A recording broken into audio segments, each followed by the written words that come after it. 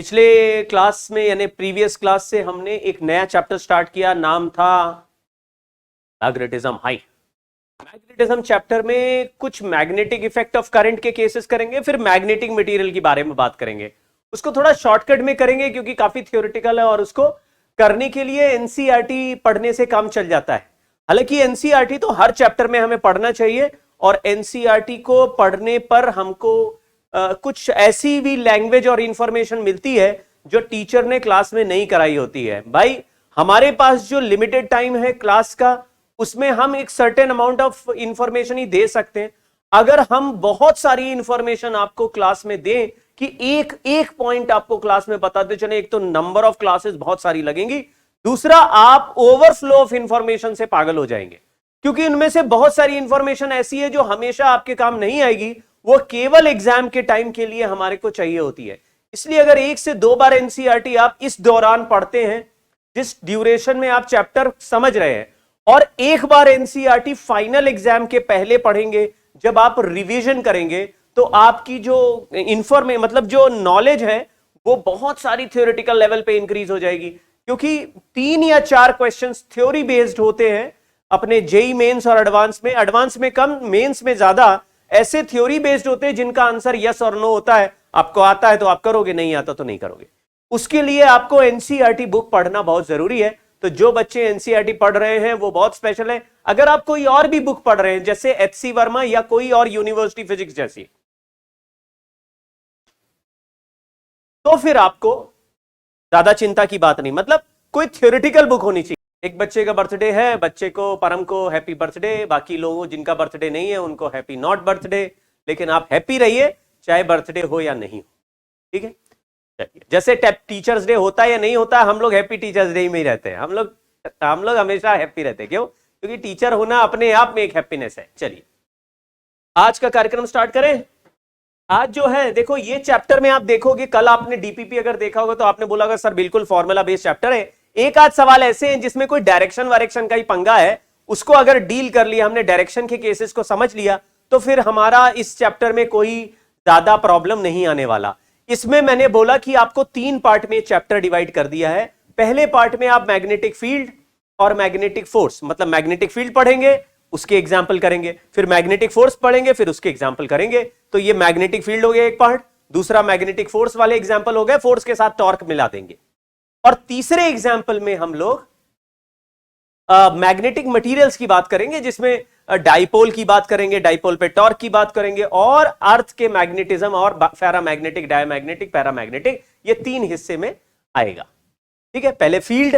अब देखो ये चैप्टर बड़ा फास्ट चलेगा क्योंकि फील्ड के 80% केसेस हम ऑलरेडी कर चुके हैं, यानी स्ट्रेट वायर और सर्कल। स्ट्रेट वायर और सर्कल, एक स्ट्रेट वायर का मैग्नेटिक फील्ड निकाला, mu naught I by 4 pi are, R मतलब perpendicular distance R, sine alpha या sine theta 1 plus sine theta 2, आपने ऐसे लिख दिया। तो सर थीटा 1 थीटा 2 कहां है? इस परपेंडिकुलर के साथ जो एंगल बन रहे हैं थीटा 1 थीटा 2। लेकिन अगर कोई कहता सर अगर इधर के एंगल दे दिए तो, अबे नालायक, तो यहां पे थीटा दिया तो ये 90 माइनस थीटा ही तो हो गया। तो आप अगर ऐसा लिखना चाहें अल्फा बीटा के टर्म्स में, तो mu naught I by 4 R cos alpha plus cos beta, ये भी लिख सकते हैं। तो ये अल्फा बीटा वायर के साथ एंगल है। देखो ये वायर है, वायर के साथ अगर एंगल निकालोगे तो cos alpha plus cos beta, और अगर परपेंडिकुलर के साथ एंगल निकालोगे तो sine theta 1 plus sine theta 2। इन दोनों में से कोई फॉर्मूला लगा सकते हैं। अगर सर्कुलर लूप है तो सेंटर पे मैग्नेटिक फील्ड आ का answer mu naught I by या mu naught N I by 2r है। r is the radius of circle. तो ये 2 फॉर्मूले पर ही कहानी पूरी चल रही है। आज भी हम इनके एग्जाम्पल करेंगे, लेकिन पहले 1-2 चीजें हम जल्दी से पढ़ लेते हैं। आज के क्लास में 2-3 कॉन्सेप्ट पढ़ लेते हैं और उसके बाद फिर से न्यूमेरिकल सॉल्विंग करेंगे। मतलब मैं ये चाहता हूं कि ये 2 क्लास में जो क्वेश्चन सॉल्व हुए, अगर वही सवाल आप अच्छे से करके चले जाएंगे तो आपको एग्जाम में सवाल मिल जाएगा।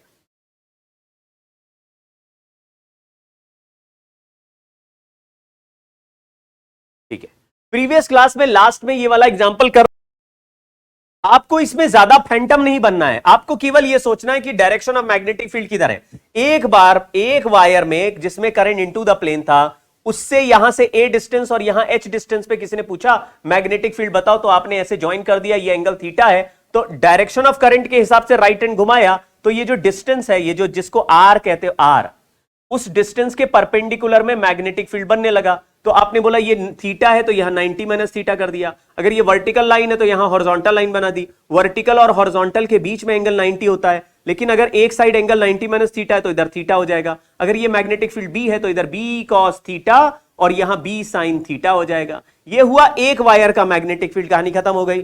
फिर हमने कहा अगर दूसरा वायर में भी करंट ऐसा है, उससे भी ए डिस्टेंस और एच हाइट पे मैग्नेटिक फील्ड पूछा, तो हमने कहा चलो इसको ज्वाइन कर लेते हैं। इसमें अगर थंब लगा के ऐसे घुमाओगे तो ये सर्कल भी क्लॉकवाइज घूमेगा, क्लॉकवाइज मतलब ऐसे मैग्नेटिक फील्ड चलेगा। फिर हमने बोला कि अगर ये मैग्नेटिक फील्ड बी है, यहां एंगल थीटा है तो यहां 90 माइनस थीटा होगा। अगर ये पूरा एंगल 90 है, ये 90 माइनस थीटा है तो ये थीटा होगा। तो बी के दो कंपोनेंट कर दिए, एक हो गया बी कॉस थीटा और दूसरा हो गया बी साइन थीटा। अगर B cos theta B sine theta, B cos theta B sine theta को आपस में मिलाओ तो आंसर 2b कॉस थीटा आ जाएगा। लेकिन अगर आंसर 2b कॉस थीटा आ जाएगा तो उसका आंसर क्या होगा? तो यहां नेट मैग्नेटिक फील्ड जो 2b कॉस थीटा आया, उसका वैल्यू हमने कैलकुलेट करा तो यह आया mu naught I H upon pi A square plus h square. बच्चों इस फॉर्मूले को याद कर लो, ये बहुत बार अभी आगे भी यूज करेंगे हम लोग एडवांस टाइप के सवालों में, और मेंस में इस तरह का सवाल आ चुका है। आपको आज कराऊंगा प्रैक्टिस, तो उसमें प्रीवियस ईयर के भी कुछ सवाल लेके आए हो, उसको आप देखिएगा, आपको दिखेगा अरे हां सर ये तो आ चुका है सवाल। अब ये हमारा एक सवाल हो गया।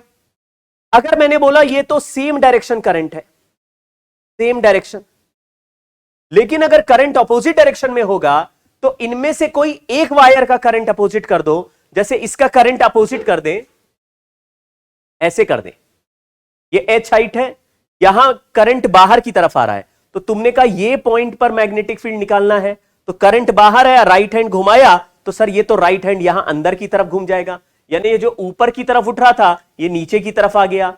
अगर ये नीचे आ जाएगा तो इसके कंपोनेंट भी पलट जाएंगे, बी कॉस थीटा पीछे हो जाएगा और बी साइन थीटा नीचे हो जाएगा। अब अगर पहले वाले वायर, ये वायर 2 हो गया, अब पहले वाले वायर से दूसरे वाले वायर को कंपेयर करो तो बी कॉस थीटा अपोजिट में दिख रहे हैं, लेकिन B sine theta same direction में दिख रहा है। तो साहब इसमें तो answer B net equal to 2b sine theta हो जाएगा साहब। 2b साइन थीटा में अगर तुमने ये सामने का एंगल ऊपर थीटा लिया है तो sine theta a upon under root of a square plus h square होगा।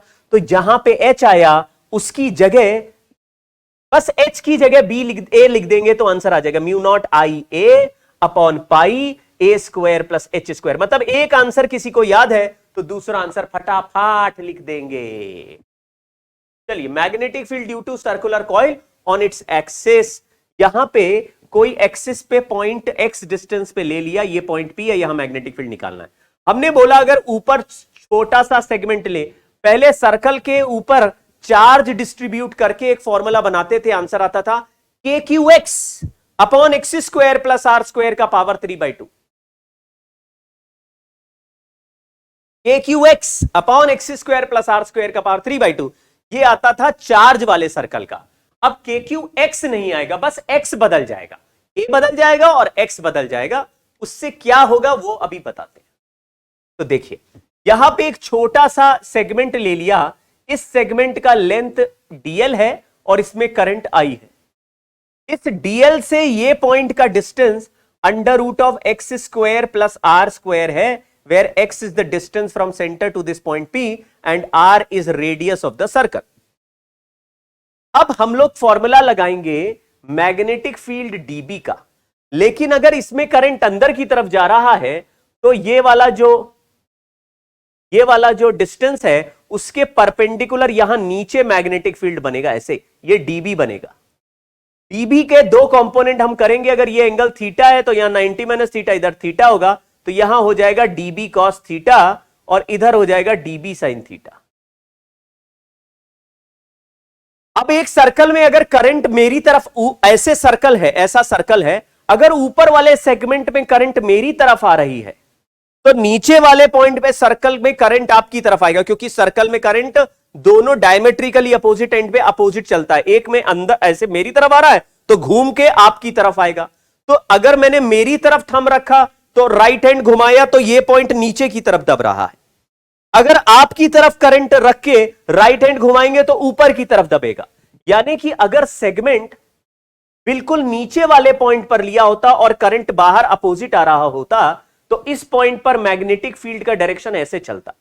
अब अगर डीबी इधर चलता तो इसका थीटा एंगल इधर होता। अब इन दोनों को देख के बताओ कि कॉस वाले कट जाएंगे या साइन वाले कट जाएंगे। आप अगर जरा भी चालाक है तो आप कहेंगे जी साइन वाले ऐड हो जाएंगे और कॉस वाले कट जाएंगे। इसका मतलब है एक कंपोनेंट अगर इंटीग्रेट करके हम आंसर निकाले तो वो आंसर इसमें डीबी साइन थीटा हो जाएगा। डीबी का फॉर्मूला होता है mu naught i dl sine 90 into sine theta by 4 pi r square. R square की जगह ये वाला डिस्टेंस लिखा which is under root of x square plus r square, क्योंकि इसी डिस्टेंस में मैग्नेटिक फील्ड चाहिए डीएल से, तो रूट हट जाएगा, x square plus r square हो जाएगा। इसको इंटीग्रेट करना, डीएल डीएल मिला के इंटीग्रेशन हो जाएगा 2 पाई आर। तो mu naught i into 2 pi r into sine theta upon 4 pi x square plus r square. ये मैग्नेटिक फील्ड हो गया। अब यहां पे अगर एक छोटा एंगल थीटा है तो sine theta opposite side by hypotenuse होगा। तो sine theta r upon under root of x square plus r square करा तो mu naught by 4 pi i into 2 pi r, और साइन थीटा की जगह लिखना है sine theta is r upon under root of x square plus r square. यहां पे r को आर लिखा और यहां under root of x square plus r square, लेकिन एक x square plus r square पहले से चल रहा है तो वो भी लिख दिया x square plus r square. ये सब मिला के देखा तो मेरा जो आंसर फाइनल आया, फाइनल यहां लिख देते, फाइनल आंसर को ऐसे डब्बे में डाल देंगे। फाइनल आंसर मैग्नेटिक फील्ड का आया mu naught by 4 pi i और 2 pi capital r square upon x square plus r square का पावर 3/2। अगर म्यू नॉट बाई 4 पाई जैसे 1/4 पाई एप्सिलॉन नॉट को के लिखते हैं, अभी इसको भी के लिखें के, तो k i 2 pi r square upon x square plus r square का पावर 3/2। आप कहेंगे सर ये तो ऐसा लग रहा है जैसे कि के क्यू एक्स, एक्स की जगह 2 पाई आर स्क्वायर हो गया। बस इतना दिमाग में रखेंगे तो बन जाएगा मामला।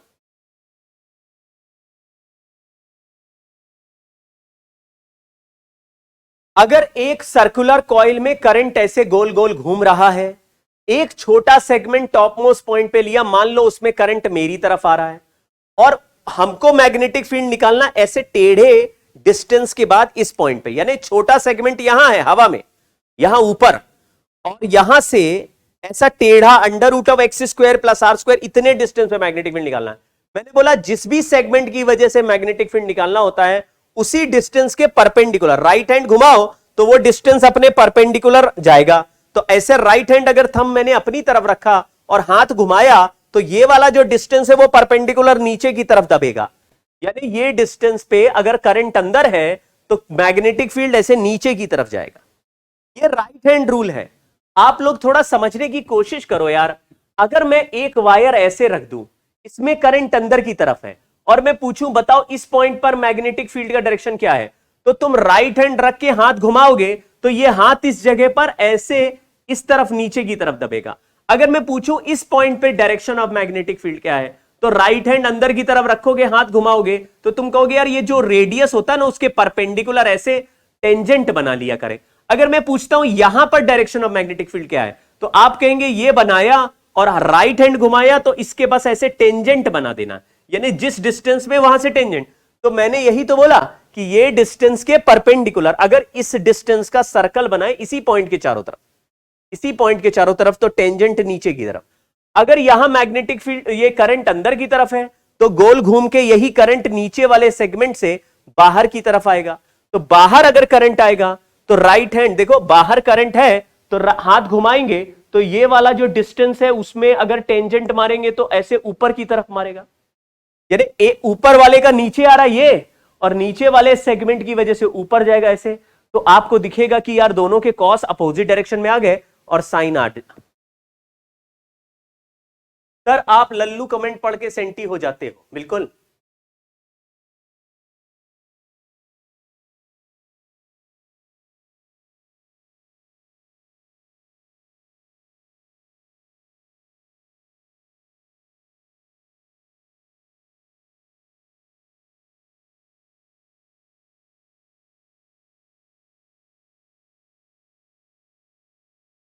हाँ, अब सवाल ये कह रहे हैं कि करंट उल्टे डायरेक्शन में दिया, अरे यार दिया तो उल्टा कर लो ना उसे, हमारे केवल डायरेक्शन में फर्क पड़ता है। अब जो हमने सॉल्व कर दिया कर दिया। अगर इसमें जो करंट दिया उसके हिसाब से सॉल्व करते तो यहां आउटवर्ड होता, तो आउटवर्ड का मतलब ये मैग्नेटिक फील्ड डीबी नीचे की बजाय डीबी ऊपर होता, और दूसरे सेगमेंट का मैग्नेटिक फील्ड डीबी ऊपर की बजाय डीबी नीचे होता। मतलब अगर किसी पॉइंट पे डीबी इधर है और डीबी इधर है तो भी आपको कॉस वाले कट जाएंगे और साइन वाले ऐड हो जाएंगे, यानी कि एक्सिस पे ही मैग्नेटिक फील्ड आएगा। फॉर्मूला यही रहेगा। साइन 90 हमेशा साइन 90 रहेगा, क्योंकि यहां यही साइन थीटा अलग है, साइन 90 अलग है।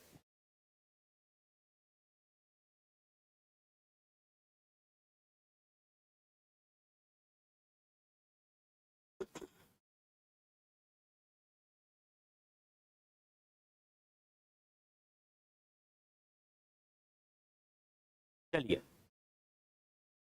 तो हमारा जो ये ऐसे है और हमने डायरेक्शन ऑफ करंट दे दिया, तो आप ऐसे ही डायरेक्शन ऑफ करंट में हाथ घुमा के देखें तो थंब ऐसा सर्कल के सेंटर की तरफ लेफ्ट में जा रहा है, यानी किसी भी पॉइंट पर मैग्नेटिक फील्ड का डायरेक्शन ऐसे ही चलेगा लेफ्ट की तरफ। जो डायरेक्शन ऑफ थंब है ये एक पूरे एक्सिस पे ऐसे ही चलेगा, ऐसे ऐसे ही लेना है। लेकिन अगर किसी एक्स डिस्टेंस पे पूछेंगे तो फॉर्मूला आंसर लिख सकते हैं म्यू नॉट बाई 4 पाई, इसको अलग के की तरह रख दिया, आई इंटू 2 पाई r² upon x square plus r² का पावर 3/2। चलिए, वेरिएशन ऑफ मैग्नेटिक फील्ड का ऐसा ग्राफ है, आप बना लीजिए। ये मैग्नेटिक फील्ड सर्कल के सेंटर से लेकर आगे along the axis, magnetic field का फंक्शन बना दिया म्यू नॉट आई 2 पाई r² और divided by 4 pi x square plus r² का पावर 3/2। ये फॉर्मूला याद हो गया क्या? हाँ जी सर याद हो गया। क्या ये फॉर्मूला कैसे डिराइव होता है कोई पूछेगा? नहीं जी सर, एग्जाम में कोई ये नहीं पूछता कि फॉर्मूला डिराइव कैसे हुआ। तो फिर ये फॉर्मूला अगर याद हो गया और एग्जाम में कोई पूछने नहीं वाला डिराइव कैसे हो रहा है, तो पीछे का डेरिवेशन में एकदम इतनी पीएचडी करने की जरूरत क्या है? इसीलिए बोलता हूं एक बार बुक पढ़ के आओगे तो ये सब डेरिवेशन भी आसानी से समझ में आएंगे। चलिए, टिंग टिंग टिंग टिंग टिंग टिंग टिंग टिंग टिंग टिंग टिंग। मैं आपको डायरेक्ट 2-3 रिजल्ट बता रहा हूं, अगर आपको इसका इसका डेरिवेशन देखना है तो आप जरा एचसी वर्मा से पढ़ लेना। चलिए, डिंग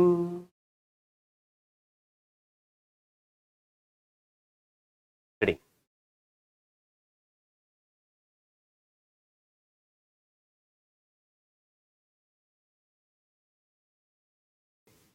ये एक सोलेनॉइड हमने लिया। सोलेनॉइड बनाते कैसे हैं? बिल्कुल स्प्रिंग की तरह बनाते हैं कि एक वायर को एक रॉड के ऊपर ऐसा लपेटते चले जाओ, लपेटते चले जाओ। कभी आपने सोलेनॉइड किसी मूवी में देखा है? कोई मूवी देखी है जिसमें सोलेनॉइड है? सोलेनॉइड एक ऐसा ऑब्जेक्ट है जिसमें किसी मेटल के यानी कि आयरन के रॉड के ऊपर एक वायर को स्प्रिंग की तरह लपेट दूं, स्प्रिंग की तरह लपेट दूं, स्प्रिंग की तरह एनोस बन जाता हूं मैं, ऐसे चुटकी बजाता हूं, बंदा गायब। टंग टंग टंग टंग टंग।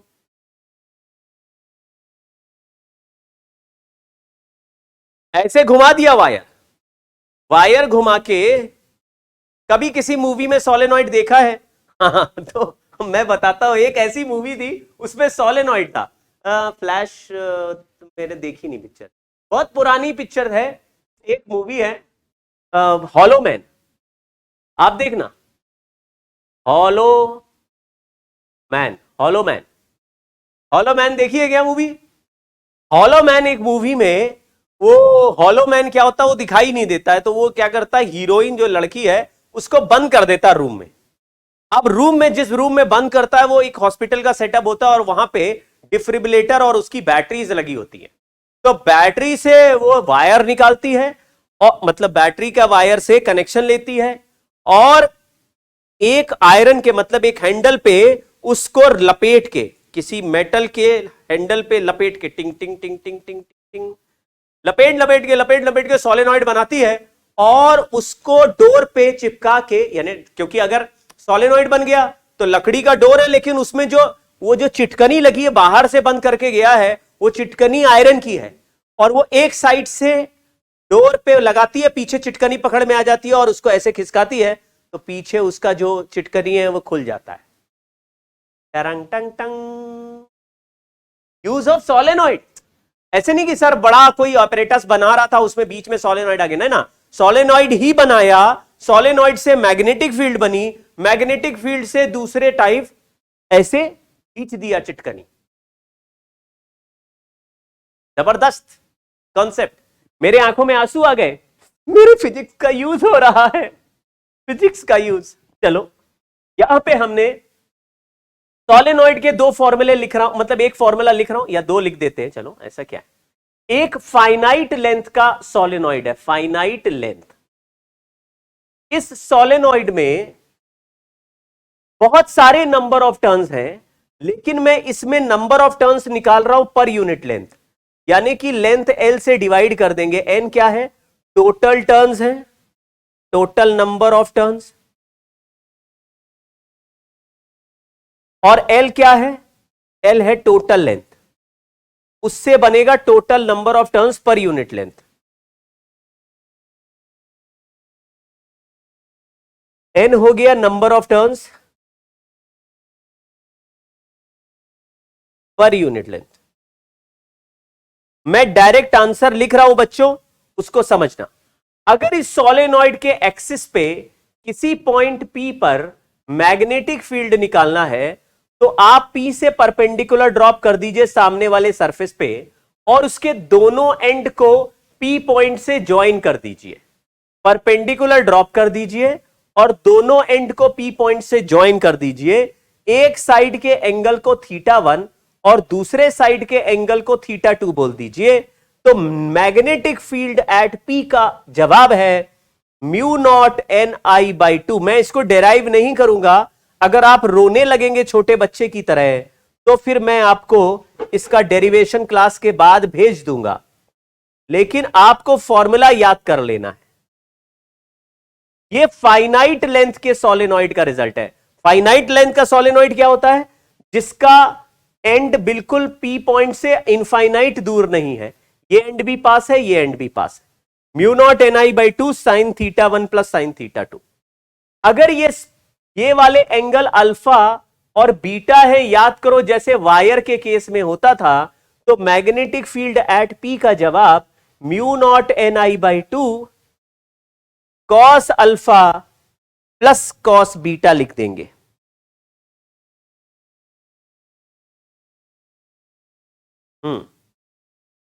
अब अगर लॉन्ग आइडियल सोलेनॉइड मतलब लॉन्ग सोलेनॉइड, जब सोलेनॉइड के साथ कुछ नहीं लिखा हो तो हमेशा आइडियल यानी लॉन्ग सोलेनॉइड मानना है। लॉन्ग सोलेनॉइड ऐसा सोलेनॉइड होता है जिसका लेंथ उसके रेडियस से बहुत बड़ा होता है। ऐसे होने पे साइन अल्फा या साइन θ1 भी 1 हो जाता है, क्योंकि एंगल 90 हो जाता है, और साइन θ2 का वैल्यू भी 1 हो जाता है, θ2 भी 90 हो जाता है, या अल्फा बीटा 0 हो जाते हैं। तो कॉस अल्फा और कॉस बीटा के वैल्यू भी 1 हो जाते हैं। तो मैग्नेटिक फील्ड आ जाएगा म्यू नॉट Ni, ये भी 2 है, 2 से 2 कट जाएगा, म्यू नॉट Ni हो जाएगा। दूसरा है मैग्नेटिक फील्ड एंड पॉइंट पर। एंड पॉइंट पे θ1 का वैल्यू 90, लेकिन θ2 का वैल्यू 0 हो जाएगा, या अल्फा का वैल्यू 0 और बीटा का वैल्यू 90 हो जाएगा। ऐसे सोलेनॉइड के एंड, लॉन्ग सोलेनॉइड है, लॉन्ग, बहुत लॉन्ग सोलेनॉइड है। यहां पे हम हैं, तो यहां पे देखा तो दूसरे साइड कोई एंगल ही नहीं बन रहा, और इस साइड जो एंगल बन रहा है वो लॉन्ग डिस्टेंस पे बन रहा है, तो एक एंगल ये 90 हो गया, θ2 90 हो गया, या θ1 को बोल दिया इसको 90 हो गया, और θ2 इस तरफ 0 हो गया, क्योंकि दूसरे एंड के साइड में कोई एंगल ही नहीं, θ2 0 हो गया। ऐसे में मैग्नेटिक फील्ड का वैल्यू म्यू नॉट NI/2 हो गया। ये तो सर इनफाइनाइट वायर और सेमी इनफाइनाइट वायर जैसा हो गया। हाँ जी, आधा सोलेनॉइड हो गया। तो क्या ऐसा सोच सकते हैं कि पूरे लंबे सोलेनॉइड के अगर दो टुकड़े कर दूं और यहां बीच में मैग्नेटिक फील्ड दो टुकड़े करने से पहले पूछूं तो म्यू नॉट NI होती है, लेकिन अगर दो टुकड़े कर दे तो एक टुकड़े का मैग्नेटिक फील्ड यहां पे कितना होगा? तो आप बोलेंगे यार दो टुकड़े मिला के यहां पे बना रहे थे म्यू नॉट NI, अब केवल एक टुकड़े का पूछोगे तो आ जाएगा म्यू नॉट NI/2। इसका मतलब है कि किसी एक सोलेनॉइड के एंड पॉइंट पर मैग्नेटिक फील्ड पूछोगे तो भी लिखना है म्यू नॉट NI/2।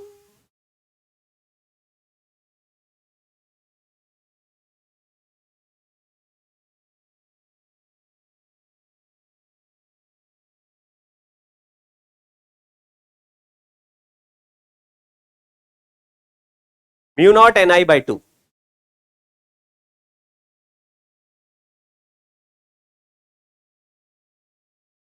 अगर कुछ सोलेनॉइड के बारे में नहीं दिया, उसका लेंथ, उसके नंबर ऑफ टर्न्स कुछ नहीं दिए, तो उसको आइडियल सोलेनॉइड मानना है। आइडियल मतलब लॉन्ग सोलेनॉइड, लॉन्ग मतलब म्यू नॉट NI। अगर एंगल वेंगल दिए नहीं है तो म्यू नॉट NI लिखना है, अगर केवल सोलेनॉइड लिखा है तो म्यू नॉट NI लिखना है। जब शेप दिया हो कि भाई 1 मीटर का सोलेनॉइड है, 50 सेंटीमीटर का उसका रेडियस है, तो बताओ उसके एंड से 30 सेंटीमीटर पे कितना मैग्नेटिक फील्ड है, तो दोनों एंड को ज्वाइन करोगे, एंगल निकालोगे, फिर एंगल निकाल के फॉर्मूले में वैल्यू डालोगे तो आंसर आएगा।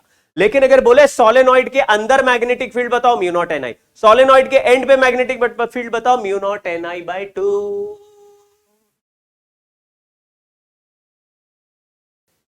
ठीक है, चलो देखो, क्वेश्चन ये है कि इस स्क्वायर के बीच में ऐसे एक डंडी बना दी जो A/2 से A/2 का पॉइंट ज्वाइन कर रही है, तो स्क्वायर कंप्लीट नहीं हुआ, ऐसे साइड से निकल गया। ये क्वेश्चन पूछा है इस पॉइंट O पर मैग्नेटिक फील्ड बताओ, O ऐसे कोने में। क्या इस वायर का मैग्नेटिक फील्ड निकाल सकते हैं? हां सर, इस वायर का देखो, एक वायर ये रहा, इससे O पॉइंट का डिस्टेंस A है, और ये वायर का एक साइड तो एंगल 45 है और दूसरे साइड कोई एंगल नहीं, तो इस वायर नंबर 1 का मैग्नेटिक फील्ड निकाल लेते हैं।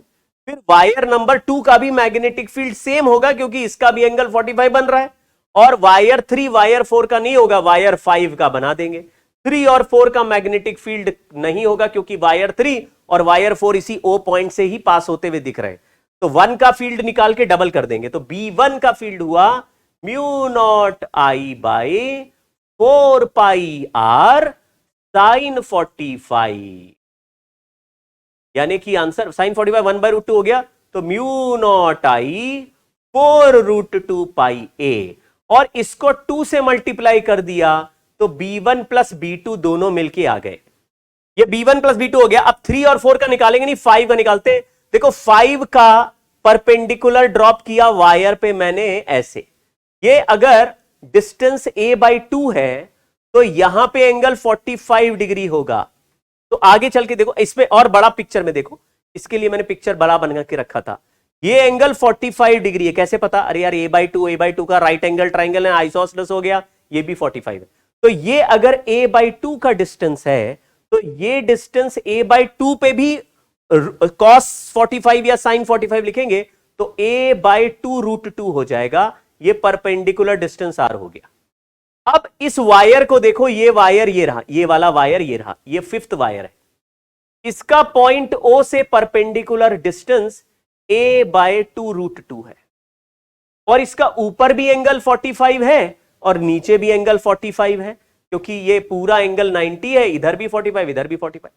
तो इस B5 का वैल्यू निकालें तो mu not I/4 pi A/2√2 into sine 45 plus sign 45, यानी 1/√2 प्लस 1/√2, तो 2/√2 यानी कि पहले मैं लिख देता हूं, पता चला रोने ही लगे जनता। फिर म्यू नॉट आई, अब 45 मिला के ये हो गया √2 अपॉन 4 पाई ए, और ये 2√2 भी ऊपर चला जाएगा तो यहां हो जाएगा 2√2, 2√2 और √2 मिलके 4 हो गया। ये हो गया B5। अब नेट मैग्नेटिक फील्ड निकाला तो आंसर आ गया B1 plus B2 plus B5। वैसे तो ऐड कर रहे हैं लेकिन डायरेक्शन अपोजिट है। ये जो मैग्नेटिक फील्ड है I1 का, ये इनटू द प्लेन है, और I2 का मैग्नेटिक फील्ड भी इनटू द प्लेन है। लेकिन ये जो 5th वाले वायर का मैग्नेटिक फील्ड है वो आउट ऑफ द प्लेन है। तो ये जो B5 है ये अपोजिट चल रहा है B1 और B2 से, इसलिए हमने B1 plus B2 minus B5 कर दिया। आंसर ऐसा बन जाएगा, यानी उल्टा लिख सकते हैं 1 माइनस 1/2√2। इसको अभी करते पहले magnetic field of a long wire in vector form भी देख लो। ये भी मुझे पढ़ाना था इस क्लास में, समझ लो। ये कोई वायर, इसको हेडिंग लिख लेना पहले, magnetic field of a long wire in vector form, इसको लिख लो हेडिंग। वेक्टर फॉर्म यानी आई कैप, जे कैप, के कैप में अगर सवाल पूछा जाए तो कैसे करना है। वेक्टर फॉर्म में इलेक्ट्रिक मैग्नेटिक फील्ड कैसे लिखते। मान लीजिए यहां पे कोई पॉइंट P है जो परपेंडिकुलरली वेक्टर R पे रखा है, ये वेक्टर R है, और ये जो है ये I है। I जिस डायरेक्शन में होता है उस डायरेक्शन में छोटे वेक्टर को वेक्टर dl कहते हैं, छोटे से लेंथ को dl। आपको मैग्नेटिक फील्ड का इनफाइनाइट वायर का मैग्नेटिक फील्ड अगर लिखना है तो आंसर है इसका मैग्नीट्यूड जो होता है वो तो बाहर लिख लो, mu naught I by 2πr होता है वो तो बाहर लिख लीजिए। और यहां पे बस आपको dl cap cross r cap से डायरेक्शन बना लेना है। डीएल कैप क्या है? Unit vector in the direction of current. Unit vector लिखा है, डीएल का मैग्नीट्यूड 1 है, आर का मैग्नीट्यूड भी 1 है। इनका क्रॉस प्रोडक्ट करेंगे तो मैग्नीट्यूड में कोई फर्क नहीं पड़ेगा क्योंकि ये दोनों 1 और 1 है। डीएल वेक्टर यूनिट वेक्टर है in the direction of current, और आर कैप है unit vector of vector r. Vector r होता पोजीशन ऑफ पी, यानी पॉइंट पी वायर से कितना दूर है उसको हम वेक्टर आर कहते हैं। कोई देगा ना कि ये वायर है तो बताओ उसका, ये वायर है तो बताइए इस वायर से इस पॉइंट पर इलेक्ट्रिक फील्ड या सॉरी मैग्नेटिक फील्ड कितना है। तो वायर में करंट जिस डायरेक्शन में चलेगा उसका यूनिट वेक्टर आपको पहले निकालना है, और वायर से लेकर जिस पॉइंट तक का जहां पर मैग्नेटिक फील्ड पूछा है वहां तक का वेक्टर ड्रॉ करोगे तो उसका अलग से यूनिट वेक्टर बनाना है। अब यूनिट वेक्टर आर का कैसे बनाएंगे? वेक्टर आर को वेक्टर आर के मैग्नीट्यूड से डिवाइड करते हैं तो उसका यूनिट वेक्टर बन जाएगा। ये फॉर्मूला आप याद कर लीजिए, इसमें कुछ नहीं करना, dl cap cross r cap लगाना, आंसर आ जाएगा। Dl cap cross r cap, cap का मतलब है यूनिट वेक्टर 1 और 1, मैग्नीट्यूड में कोई चेंज नहीं आएगा। राइट हैंड रूल से कर सकते हैं, इससे हमको डायरेक्शन भी पता चल जाएगा राइट हैंड रूल से। लेकिन कई बार बड़े जनरल सवाल आते हैं और जनरल सवाल में फिर आई कैप, जे कैप, के कैप में आंसर अगर पूछा है तो फिर दिक्कत होती है। एक सवाल देखो,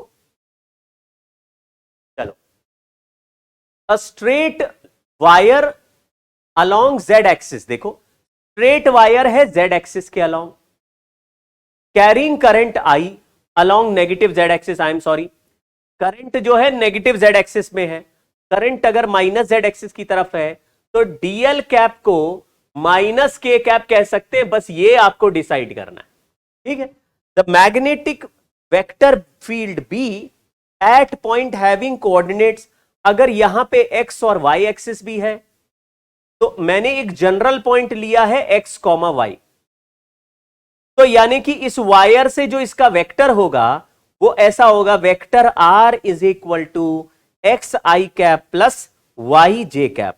अगर वेक्टर आर का यूनिट वेक्टर बनाए तो x i cap plus y j cap upon under root of x square plus y square हो जाएगा। ये हमारा आर कैप हो गया। सवाल में वेक्टर आर दिया है, हमने उसका आर कैप बना लिया। सवाल में डायरेक्शन ऑफ करंट दिया है, लेकिन उसी डायरेक्शन ऑफ करंट को मैंने डीएल कैप बना दिया। अब हमारा जो फॉर्मूला है मैग्नेटिक फील्ड के वेक्टर का, वो फॉर्मूला हम लगाते हैं आराम आराम से और फिर उसको सॉल्व करते हैं। आप भी लगाओ ये फॉर्मूला। क्वेश्चन में लिखा है मैग्नेटिक फील्ड x, y पे बताना है, तो x, y को मैंने x i cap plus y j cap लिख दिया। ये बड़ा ही आसान चीज है। और फिर इसको यहां पे आर कैप बना दिया।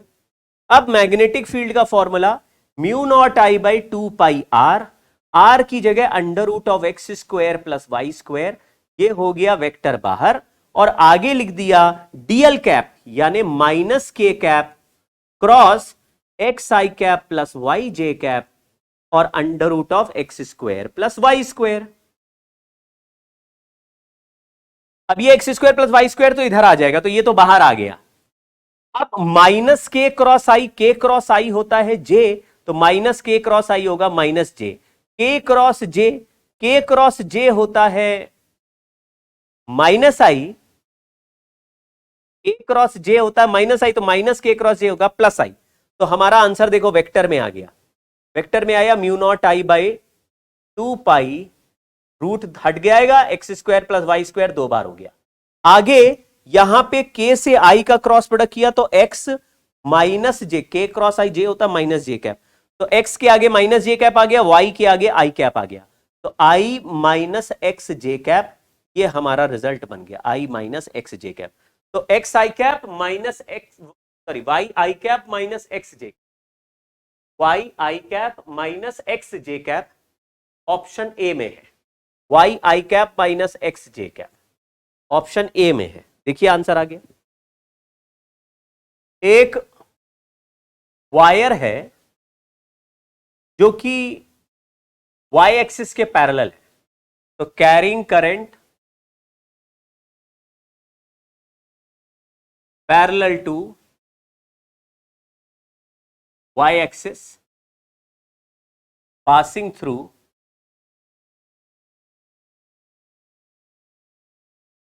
XZ plane at x equal to 4, z equal to 5. Find magnetic field at -2, 1.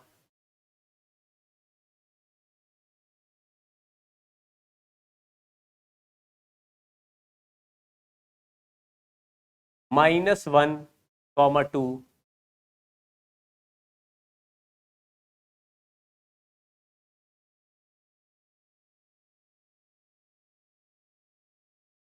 चलो ऐसे कर देते, 1 मिनट है, वैल्यू बदल रहा हूं। 1, 2, 1 पे मैग्नेटिक फील्ड बताना है, करो। तो हमारा जो डीएल कैप है वो जे कैप हो गया, लेकिन वायर से उस पोजीशन का वेक्टर बनाना है, वेक्टर आर हो गया फाइनल पोजीशन यानी 1, 2, 1 -4, 0, 5। अब यहां वायर खुद ही वाई एक्सिस के पैरेलल है, इसलिए वाई कोऑर्डिनेट से फर्क नहीं पड़ेगा, क्रॉस प्रोडक्ट में 0 भी होगा। तो चाहो तो इस 2 को छोड़ दो आप, यहां पे मैंने 0 लिखा है, यहां पर भी आप इस 2 को छोड़ दीजिए। वायर चल रहा है 4, 0, 5 से, और यहां जो पोजीशन है जहां पे मैग्नेटिक फील्ड निकाला 1, 2, 1 है, लेकिन वाई एक्सिस के पैरेलल वायर है। अगर इसको मैं 4, 5, 4, 0, 5 बोलूं, और यहां पे एक पॉइंट है 1, 2, 1, तो इसमें 1 और 1 का ही डिस्टेंस देखना है। 2 जो हाइट मतलब वाई एक्सिस के पैरेलल वाला हाइट है उससे फर्क नहीं पड़ेगा, लेकिन आपकी मर्जी है, आप चाहो तो माइनस करो या नहीं करो। वाई एक्सिस में क्रॉस प्रोडक्ट 0 आ ही जाएगा। तो 1 में से 4 माइनस किया तो आया -3 आई कैप, 1 में से 5 माइनस किया तो आया 4 -4 के कैप। ये हमारा पोजीशन वेक्टर आर है। अगर इसका मैग्नीट्यूड से डिवाइड कर देंगे तो 5 से डिवाइड करा, ये r cap by r, sorry r vector r by r यानी आर कैप आ गया। अब हम लोग आंसर लिखते हैं, तो फॉर्मूला मैग्नेटिक फील्ड का बच्चों है mu naught I by 2 pi, are r की जगह लिख दिया 5। आंसर अंदर लिखा d l cap cross r cap. अब d l cap cross r cap में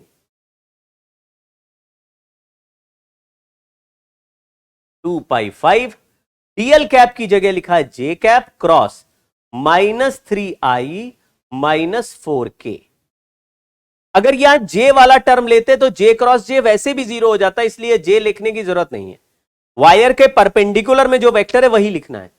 जे क्रॉस आई करेंगे तो के आएगा, माइनस के आएगा, माइनस हटाएंगे तो प्लस के आएगा। तो यहां पे 5 से डिवाइड भी है, तो म्यू नॉट आई बाई 2 पाई 25 और जे क्रॉस -3i यानी कि +3k कैप, और जे क्रॉस माइनस जे क्रॉस के होता है आई, लेकिन यहां माइनस लगा है तो -i -4i कैप। ये देखिए आंसर में कैसा भी मैथमेटिक्स हो तुरंत आंसर आप सॉल्व कर सकते हैं। अगर आप इसमें अभी डायरेक्शन की जुगाड़बाजी करेंगे तो आपको समय ज्यादा लगेगा। मैथमेटिकली करेंगे तो भी आपको आंसर तुरंत आ जाएगा। ये एक सेमी सर्कल है छोटा, ये बड़ा सेमी सर्कल है। पीछे से देखने पर एलिफेंट लग रहा है। कभी आपने एलिफेंट का ऐसे बचपन में डायग्राम बनाया गया? मैंने बनाया है। ये ऐसे हुआ, एलिफेंट की पूंछ हो गई, यहाँ पे एलिफेंट का मुंडी हो गया, ये कान हो गए। क्या आपको कुछ याद है? वही लग रहा है। चलिए, तो इसमें एलिफेंट का एक पैर के अंदर का जो रेडियस है वो r है, और दूसरे में जो उसका बॉडी का रेडियस है वो 2r दिया है। तो यहाँ सेंटर पे मैग्नेटिक फील्ड पूछा है, ये O पे। तो एक r रेडियस में करंट अलग डायरेक्शन में है इनटू द प्लेन, और 2r वाला का अपोजिट है आउट ऑफ द प्लेन। तो हमने लिखा mu naught I by 4r minus mu naught I by 4 into 2r। ये मैग्नेटिक फील्ड का नेट वैल्यू आ गया, लेकिन ये इनटू द प्लेन।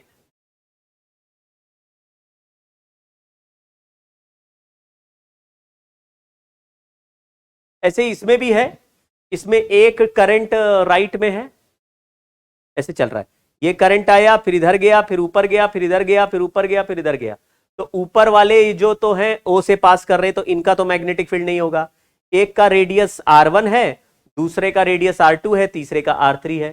तो mu naught I upon 2r1 theta by 2 पाई। ये तो हुआ पहले वाले का, और दूसरे वाले का इतना ही है, लेकिन दूसरे वाले में रेडियस की जगह R1 की जगह R2 आ जाएगा। तो mu naught I by 4 pi bracket 1 by R1 minus 1 by R2 plus 1 by R3 ऐसा हो जाएगा। अगर ऐसे इनफाइनाइट सेगमेंट होते तो ये ln2 हो जाता। कल के डीपीपी में भी ये सवाल था, उसको देख लेना भाई डीपीपी को।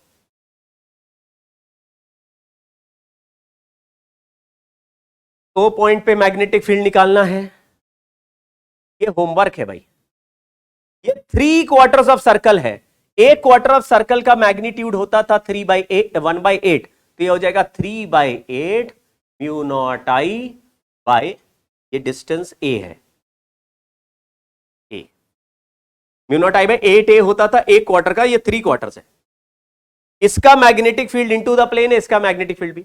ये दोनों वायर का 0 हो जाएगा, और इस स्ट्रेट वायर्स का मैग्नेटिक फील्ड हम अलग से निकाल चुके हैं। स्ट्रेट वायर के मैग्नेटिक फील्ड में परपेंडिकुलर डिस्टेंस b है, तो स्ट्रेट वायर का मैग्नेटिक फील्ड लिख दिया mu naught I by 4 pi b sign, इसका एंगल साइन 45 है, इसका एंगल यहां पे 45 डिग्री, तो साइन 45। ये तो हुआ एक परपेंडिकुलर वायर का, स्ट्रेट वायर का, और दूसरे स्ट्रेट वायर का भी इतना ये लिख दिया। दोनों फील्ड को ऐड कर दिया, आंसर आ गया।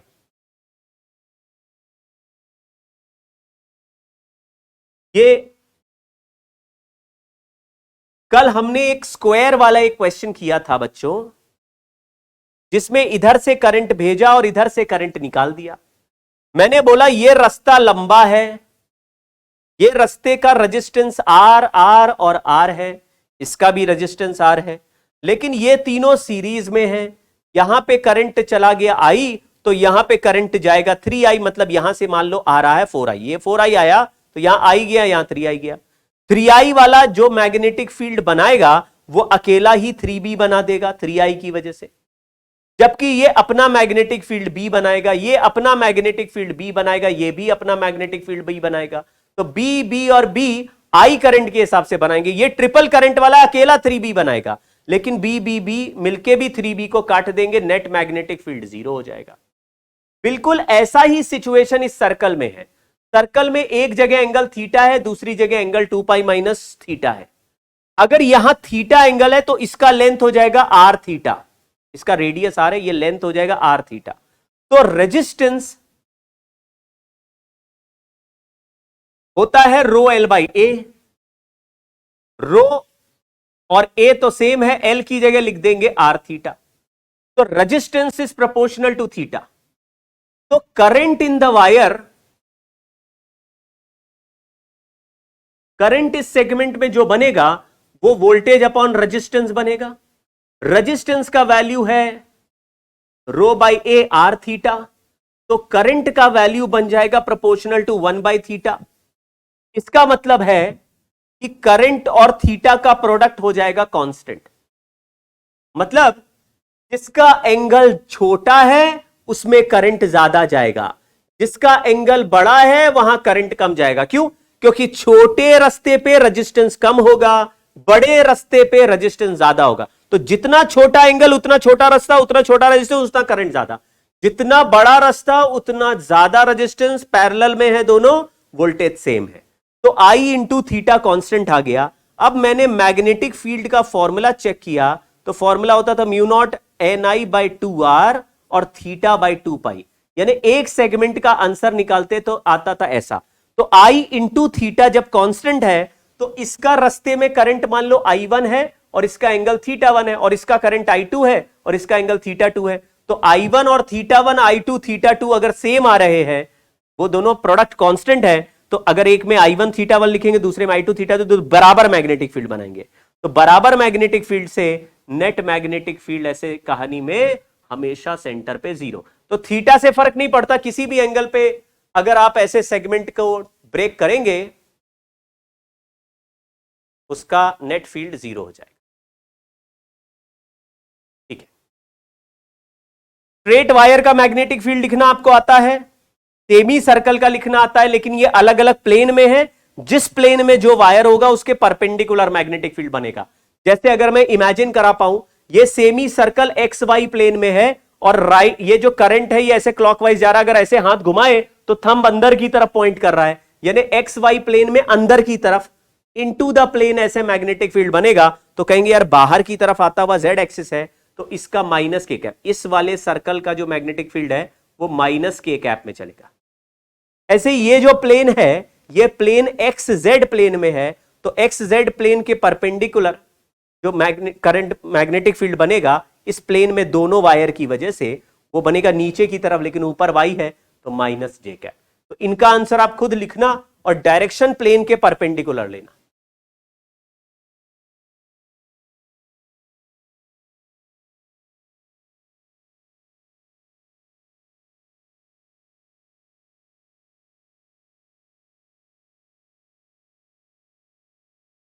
होमवर्क है खुद करो भाई, ये भी होमवर्क है खुद करो। एक बच्चा पूछ रहा है सर फिर से बताइए, क्यों बताएं फिर से, पहले होमवर्क करो इसको।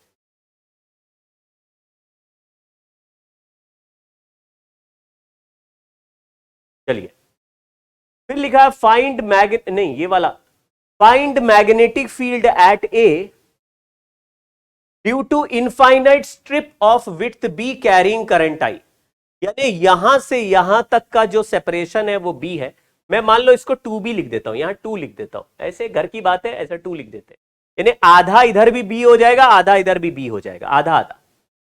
इस पूरे आधे में ऐसे अंदर की तरफ करंट जा रहा है। इसी डायग्राम को देखें तो ये मिड पॉइंट से लेकर एक साइड यहां तक का डिस्टेंस b है और दूसरे साइड का भी ऐसा विड्थ b है। इसमें टोटल करंट आई है, यानी आधे इसमें भी करंट I बाई 2 है और आधे इसमें। ये ऐसा लग रहा है जैसे किसी ने कारपेट बिछा दिया, बड़ा लंबा कारपेट बिछा हुआ है, और इस कारपेट में, ये मेटल का कारपेट है, ये मेटल की लंबी सी शीट है जिसकी ऐसा चौड़ाई 2b है और ऐसे लंबे रास्ते पे चल रहा है,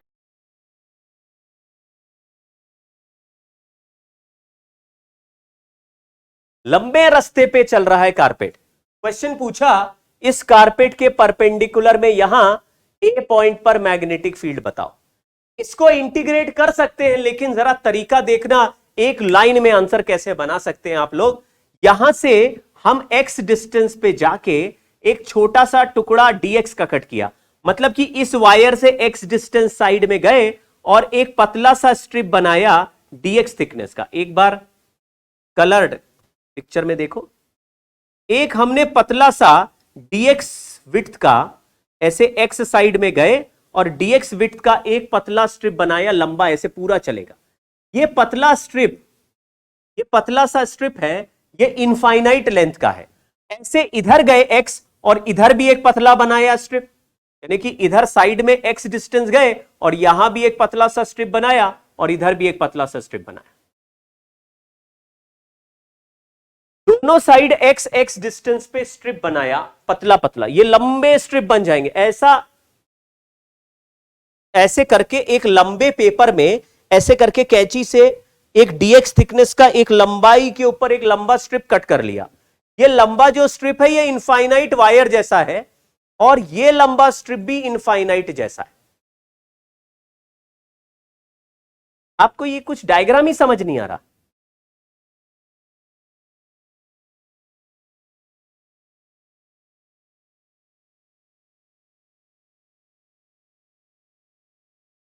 एक लंबा कारपेट है, उस लंबे कारपेट में करंट आई फ्लो कर रहा है। इस लंबे कारपेट के परपेंडिकुलर, जैसे कि रोड है, बहुत लंबी रोड है और उस लंबी रोड पे ऐसे करंट फ्लो कर रहा है, सीधे सीधे जा रहा है करंट। और इस रोड के बीचों बीच एक ऐसा खंबा लगा है, उसके टॉप मोस्ट पॉइंट पर मुझे मैग्नेटिक फील्ड निकालना है। एक लंबी रोड चल रही है, उसके बीच में एक खंबा है, उस पे मैग्नेटिक फील्ड निकालना है। तो मैंने कहा लंबी रोड का तो मुझे मैग्नेटिक फील्ड पता नहीं है, लेकिन लंबे वायर का पता है। तो ऐसे एक्स साइड में जाके एक पतला सा टुकड़ा ऐसे लेंथ के अलोंग कट कर लेंगे, मतलब अंदर काटते चले जाएंगे, और इधर भी एक्स पे जाके, तो ये दो वायर आ जाएंगे बराबर बराबर डिस्टेंस पे। अगर दो वायर का मैग्नेटिक फील्ड बीच में पूछे तो मैग्नेटिक फील्ड का फॉर्मूला था mu naught I H by H की जगह ये आर है, यहां इसको एच ही लिख देते हैं, mu naught I H upon pi A square plus h square. कुछ ही को याद हुआ? और डी की जगह टोटल करंट है आई, टोटल विड्थ है 2b, और हमने जो विड्थ ली है वो है x, सॉरी हमने जो विड्थ ली है वो है dx। ये जो थिकनेस हमने जो ली है वो dx है। पूरा करंट है i और पूरा यहां से वहां तक लंबाई है 2b। तो 2b में करंट आई है तो dx में कितना करंट है di। तो di की जगह ये रख देंगे और फिर इंटीग्रेशन कर देंगे, आंसर आ जाएगा। आज के लिए इतना ही, इसको घर पे ट्राई करना और नेक्स्ट क्लास में बताना कि सवाल का जवाब इससे आया कि नहीं आया।